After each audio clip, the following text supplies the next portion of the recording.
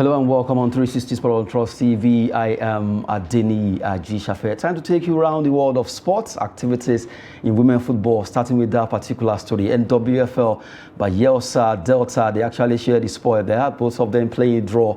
And you have Nasarawa and FC Robo Queens winning away there. They were able to win in those games that they played. That was the first story we'll be looking at in the NWFL match day 8 that actually happened. 5 matches were played across Nigeria. And you have those results coming. Let's look at the results from Group A and also Group B. Group A, we have Delta Queens talking about how it actually went down 1-1 between the two teams. Messi Omokwo and Etim Edidiong was able to score for both teams. In that particular match that they shared the spot 1-1. Oshun Babes defeated Atlant Queens 2-0. Rebecca Omodele Bolaji Olamide scoring for Oshun Babes over there in Oshogbo. Rivers Angels 1-1 against Royal Queens. Also, it's ended in, well, both of them sharing it. Agweze Juneta and Obadu Azizat sharing that particular goals for their clubs in Group A. And you look at Group E results, matches were also played, but 2 matches were played in this particular group as Conference versus Ibom Angel will be coming up.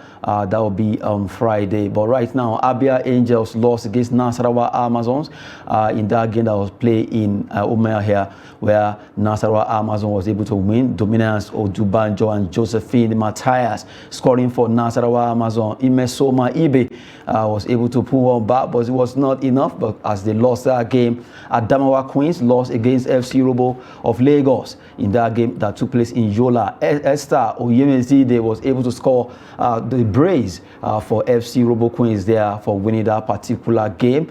And you look at this particular Group B, where 2 matches was actually played. Well, I have in the studio Amechi Agbo. Good to have you, Amechi. Yeah, good morning. Well, from the way it is right now, we look at these games together. The women football is back, and you can't take that away from them for all the teams that play. But for Nasarawa Amazon, they were able to get an away win. For FC Robo Queens also, they got an away win in Yola, and that was a good one. Yeah, actually, it was a good outing last evening, and I want to commend the organizers of the league because they have been doing wonderfully well despite not having a title sponsor. Also, I want to also look at the fact that the clubs are doing everything possible to get pushing along, considering the financial situation everybody and even organizations are in the country. But the match that's of concern is Delta Queens versus Bayelsa United. Bayelsa Queens are the defending champions, and if you recall, they won bronze at the 2022, I beg your pardon, CAF Women's Champions League. And they had experience going for them. But also you look at Delta Queens, they have been unbeaten in the league. And that match yesterday was a blockbuster. Unfortunately, there was an incident in the match where a Bayelsa Queen attacker was brought down inside the box of Delta Queens, but the referee turned the other way around. The video has been circulating online, and a lot of people are asking questions. What actually happened? The defender was beaten, and the attacker went in front of him, in front of her, rather, between her and then the goalpost, only for the defender to bundle her down.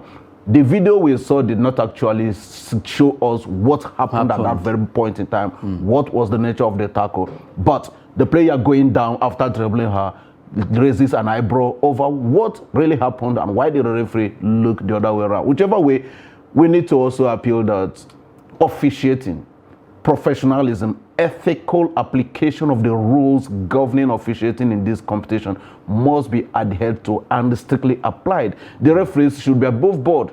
In the field of play, they are the gods we see. They give the judgment, and whatever they tell us, we believe, we cannot question them. But in the circumstances of this situation, maybe a panel should be set up to review the outcome of that match, and then appropriate punishment be meted out if the referee is found wanted, because it was a high-profile match. Delta Queens are first, Bayelsa Queens are second. But Bayelsa Queens had 11 points before that game, so they were actually looking for a way to close that gap. Delta Queens had only played a draw, so they were on 17 points already. Bayelsa Queens were on 11 points, so you can see 6-point gap between the two. So Bayelsa Queens were looking for a way to narrow the gap, but now they played a draw and they still the same distance between the two. So it was a high tension match yesterday, and the referee, from what I saw in that video, could have done better. Well, from the way it is right now, though the IMC, or rather the body running the NWFL will see into that, but really a big one between Delta and Bayelsa, always a big one anytime they meet, because it's a derby. You can't call it South-South derby. Giving you updates concerning women football that happened match day 8, where they've been on recess, but now they are back. And well, the match between Conference and Ibom Angels will be coming up on Friday, and let's wait and see who win that particular game. A lot of games that were actually played. Let's look at how it is now in Group A and B. Talking about the results of the NWFL. Delta Queens now still topping with 17 points ahead of Bayelsa Queens, who are actually standing second with 12 points. You have Rivers Angels have 10, Heartland 8, Nigeria Tels they're having 7, Ocean Babes they have 6 points, Royal Queens of Warri with 5 points. Well, in Group B, Nasarawa Amazon now they are top, they have 13 points, trailed by Edo Queens who actually have 12. FC Robo Queens they are on 10. You have Conference Queens who are yet to play, they have 10 also. Abia Angels, Adamawa Queens and Ibom Angels in that pecking order. Well, Amechi, as we were saying, that it was a tension-stoked match between Delta and Bayelsa, and if that particular match had ended in the favor of maybe Bayelsa, they would have called the gap into at least it would have been maybe extra 2 points added to that, would be 14 to 17. Yeah, and also look at the fact that that team has another former champions there, the Rivers Angels, who were dethroned by the Bayelsa Queens. So the group, I think, is a very, very cagey one, and a point dropped is a point lost forever. So you need to level up. And again, I'm also happy that some teams, particularly the privately owned clubs, are also not doing badly in the league. And we want to see how it's going to pan out. But then the money bags in terms of the government-owned clubs are also dictating the pace. Delta Queens is owned by Delta State, of course, Bayelsa Queens, Bayelsa United, and the rest of them. So it's a very nice one for them. And of course, you talked about the league coming back from break. Of course, they went on break after the first stanza of the league. And of course, 12 clubs are battling it out. Who is going to dethrone a Bayelsa Queens, or is Bayelsa Queens going to retain their crown, which they won last year? Anything can happen. But as I said earlier, let's have it on a fair ground. Let there be a fair playing ground. You win fair and square. Well, from the way it is right now, a big battle there. Delta Queens, Bayelsa Queens, and also Rivers Angels. Although Delta Queens are running away with 17.5 ahead of Bayelsa. Rivers are actually standing 10. A big one for the three clubs who really are trying to see how they can offset themselves there. Well, in Group B, Nasarawa, Edo Queens, FC Robo, Confluence, and also Abia Angels. What a tight group. That group seems to be very tight when you consider the way they actually trailing themselves. Of course, it's a close call, and Nasarawa Amazons didn't start very well. They lost their opening game, and then drew the second match before they were able to pick up their pieces. And then you can see the crucial effect of an away win. You win away match, you garner 3 points on the road, and then maybe you come home your next match, you're able to win again. You talk about 6 points, you know where it can catapult you on the table. So it's a massive one for them. Nasarawa Amazons, they were former champions, and I think they'll need to bounce back because Coach Christopher Danjuma has been doing a great job with that team, and then with the under-20 Falconets. Well, just giving you updates concerning the NWFL match day 8 there, where they all fought hard for them to win. Now we move away from Nigerian football. It was actually only the women that played in the midweek, talking about the matches they played yesterday. Now let's talk about Manchester United versus Leeds United. It was a draw, 2-2 it ended. In fact, Leeds United nearly follow Amechi's prediction. They nearly, you were saying if they have a coach, you expect them to win this game, but they fought hard. They were leading 2-1, almost going with it before United got this to be 2-2. I think it took Ten Hag's technical ingenuity to get a point in this game, but it was a 2 points loss for Manchester United. But do not also forget that Leeds United and Manchester United match is always a cracker. It's always a cracker. No matter the form Leeds are, they will always try to give Manchester United a run for their money. But as I said yesterday, Manchester United without Casemiro, without Christian Eriksen in the middle of the park, there is a big hole there. Unfortunately, Leeds United were unable to exploit that leaking positions there. But if you look at their game plan yesterday, they worked on early goals. First half, it was 2 minutes or less than 2 minutes, they scored the first goal. Second half, 3 minutes plus seconds, they scored the second goal. But then, towards the ending moment of the match, they lost their steam.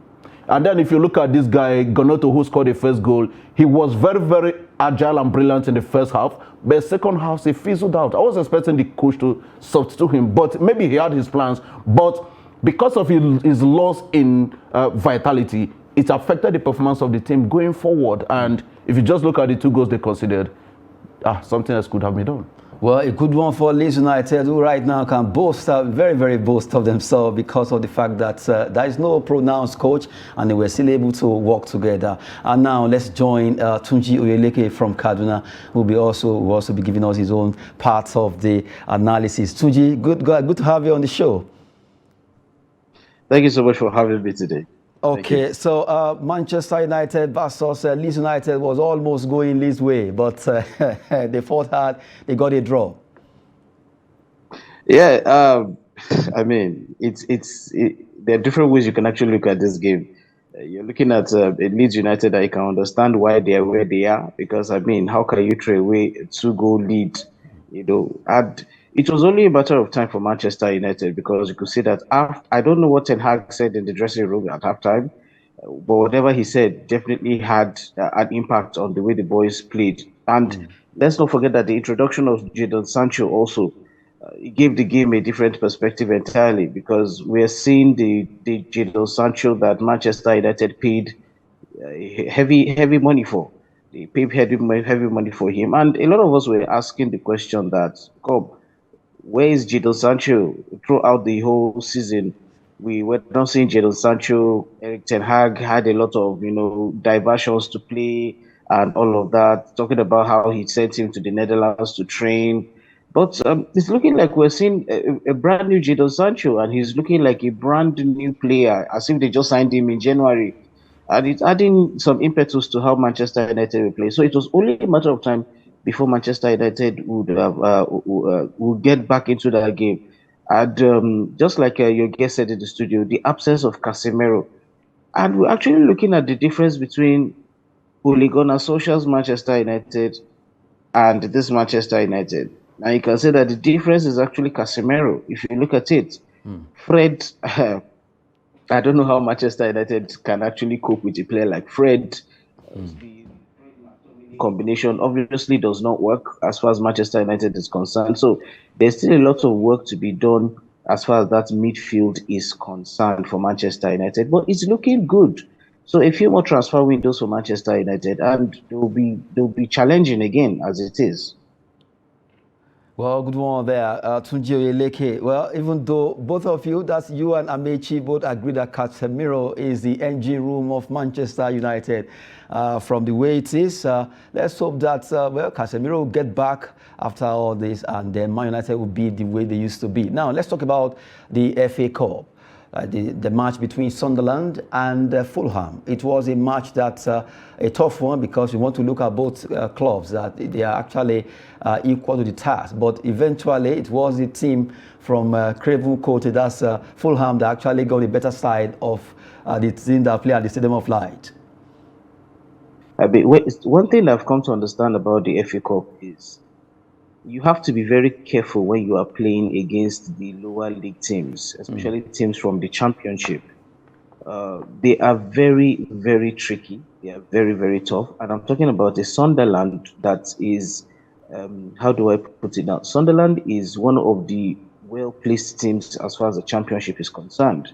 And they were playing at home. So you can understand that the crowd would have been very, very vociferous on a night like that. But at the end of the day, Fulham actually showed why they are in the Premier League. And it was good to see Tosin Adarabioyo anyway, because obviously we know the Nigerian connection, the connection with the Super Eagles. Hopefully we'll be seeing him by the time, sometime in March, when the Super Eagles reconvene for qualifiers. So it was a potential banana skin for Fulham, as it is, and it will always be as far as the FA Cup is concerned. It is called the FA Cup for a reason, the magic of the FA Cup. But a ding-dong affair, and it's good to see Fulham, building up on the momentum that they actually have in the Premier League. You're seeing what is going on in the Premier League. As far as Fulham is concerned, you can see how much problems they give Chelsea the last time. And it was a potential banana skin, like I said earlier on, but they had enough in the tank to actually move on. Carlos Vinicius, once again, getting the winning goal for them. Well, good one there from Tuju Eleke. Joining us from Kaduna, talking about Sunderland versus Fulham. We've switched from EPL to FA Cup fourth round now. Let's hear from your own view briefly before we talk about the Club World Cup. It was just mentioning that it's always a tough one. Anytime team from Sunderland, or rather, Championship, are playing against the EPL, although this is FA Cup. Of course, it's always a banana peel for the big boys, and I understand why. That's why you see some coaches in the EPL do not take the FA Cup for granted. You see them fielding in their star players, unless they have maybe what they feel is a critical match ahead of them. They try to rejig their team, but if you are not careful, these guys can come up to spoil your day, and that is not what a high-profile coach would like to say, that a club in League One, a club in League Two will come from nowhere and beat you maybe in the round of 6, for a round of 4 or 5, and it will be a denting image, record for you, so to say. But then Fulham, Sunderland match, as I said yesterday, Fulham has had a great, a sustained rise in the league. They have been performing well. Their last 2 matches against Chelsea, they picked 4 points out of 6. So it was a great performance for them, and they continue from those 2 matches and brought that performance also against Sunderland. Playing against Sunderland in their home at their home side, with the number 12 guys there, is going to be a massive challenge for them. And that's why if you look at the scoreline, 3-2, it was a cagey affair. But then I think experience in Premier League helped Fulham to navigate the odd. Fulham were able to navigate that particular big one against Sunderland there. Just giving you an update concerning the FA Cup between those two teams. Let's go to the big one now. The Club World Cup, the whole Africa was really behind Ahly, trying to see if they were able to turn the table, but it never happened. They lost against Real Madrid. Real Madrid beat Ahly 4-1 to book Hilal final. A big one there in that particular game. Tuji Eleke, what were you expecting in this particular game yesterday?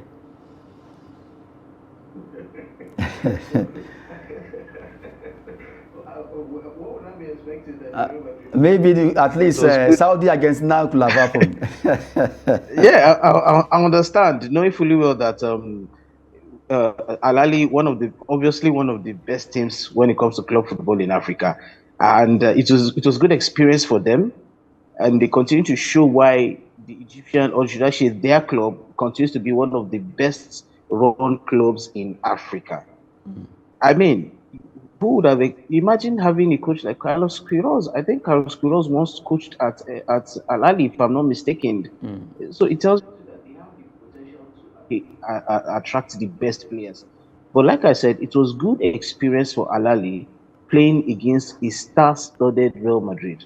I looked at the starting 11 because I couldn't catch the game at work time yesterday, but I was following the game. And I could see that the only regular Real Madrid player that did not start that game was goalkeeper Andre Lunin. Obviously, Courtois was not in goal yesterday, and he did quite well. And Ahly did well by scoring. I mean, they scored against Antonio Rudiger, they scored against David Alaba. Come on, man, they did very well. But I was not expecting anything less than a Real Madrid win. In fact, I was pretty disappointed Real Madrid conceded. But hey, we're Africa, it is what it is. As well as you can talk about the whole, there are no more minnows in football and all of that. That does not mean Ahly should come and beat Real Madrid. Come on, it's Real Madrid, European champions. Okay, a good one there. Well, Tujo Eleke, I want to appreciate you for joining us, even though you'd never believed that Ahly could do it. But what if they have done it? Bro, that would have been, that would have been one sensational story to write about the FIFA Club. In fact, they won the World Cup. Thank you very much. I'm telling you. And it's going to be good to see what will happen in the final. Ahly that has Odion Ighalo against Real Madrid. It's something good to see. Good one. Hilal, sorry, yes. Thank you. Okay, Tunji Oyeleke there, join us from Kaduna. Well, he said he wasn't expecting Ahly to beat Real Madrid, but I refuse to align with Tunde in that perspective. I refuse to align Tunji with the perspective that Ahly could score Real Madrid. Who are Real Madrid? There are 11 players. Ahly are 11 players. Do you recall that in 2012 Club World Cup final, a team from Brazil defeated Chelsea 1-0? Chelsea team was led by was this man that was sacked by Everton, former Liverpool manager Rafael Benitez. They lost the final against a team from Brazil. So if Brazil can do it, why not Africa? It's important that we have confidence in what we can do. And also, if Al Hilal of Saudi could defeat Flamengo to reach the finals, why not Real Madrid? Why not Ahly defeating Real Madrid? I was looking for an upset that would have more impact in the World Cup than an expected end. Because Real Madrid against Ahly, everybody believes it's going to be a whitewash. And again, Ahly have won the bronze medal for a record 3 times. They've won it 2001, they won it 2002. They are going for 3 consecutive time in the bronze medal. So they were looking for a step up going into the final. But this is not, yesterday was not their day, and they did not do badly anyway. But then I expected them to be in the final. And I hope and I believe that it will not be long for an African club to play in the FIFA Club World Cup, in the FIFA Club final. Well, from the way it is right now, well, it's going to be a big one because Real Madrid will have to face Al Hilal, where Nigerian star Odion Igalo actually plays straight. Al Hilal, Real Madrid final, and Ahly will be fighting hard to see how they can get their own pound of flesh, at least in the top place. Who knows? Maybe they can do it as they'll be fighting in the top place. Right now, just giving you an update concerning that. Let's talk about FIFA. FIFA right now, they've announced the best goalkeepers for men and women. And we look at the announcement, the list of those players that was actually released. Talking about FIFA announced finalists, we have for women Anne-Catherine Berger from Germany, who plays for Chelsea. You have Mary Ebbs, England, Manchester United. You have Christian Endler, who plays for Olympique Lyon there. That's from Chile. Those are 3 women that have been shortlisted finally for the final 3 nominees for Best FIFA Women's Goalkeeper. Let's look at the men before I meet you. Would you toss to that? Yassine Bono, you remember him, the goalkeeper of Morocco at the World Cup? He did so well, and he's also a goalkeeper of Sevilla. Yassine Bono there, Thibaut Courtois, Belgium, and also Real Madrid. You have Emiliano Martinez, the man that really saved Argentina in the final, and also Aston Villa.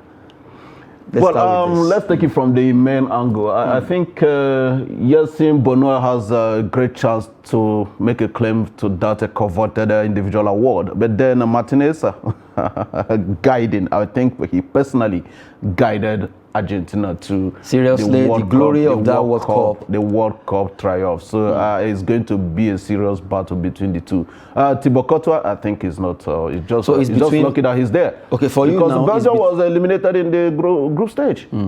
So it means for you, it's between Bono and Emiliano. That's my case. And then given the 2, I think Emiliano will have the upper hand because winning the World Cup, there's nothing else to contest for. Seriously, and you look at, even though attention really is switching to Lionel Messi, just like one pundit said, well, it's high time we begin to appreciate what the goalkeepers are doing. Because I am waiting to see a time that a goalkeeper is going to win the Ballon d'Or. I don't know how this is going to happen. But what Martinez did in that World Cup final against France, particularly at the extra time he has to stretch out his leg to stop Kylian Mbappe from scoring. Apart from that and other saves he made, I think we have to evaluate this given the circumstances. But Martinez winning it ahead of Lionel Messi, I don't know how it's going to pull out. But they can just at least Messi he has done it several times. He has been winning. Well, it's not about sentiment. It's about realities and facts. Statistics are there. But as an attacker, Messi is known for the goals he scored, and that is the one disadvantage that goalkeepers and defenders have in terms of the world. Who is the world best? But then let's say it's going to pan out. But Martinez, he was superb in World Cup. Well, maybe one day a goalkeeper will eventually win the World Footballer of the Year. Who knows? It will start actually one day. We've been talking with Amechi Agbo. Thank you very much. It's always a pleasure. Thank you so much for having me. Also, we appreciate Tujo Ileke joining us from Kaduna there. I am Adeniyi Ajishafe. Sport is always business and fitness. Thanks for watching.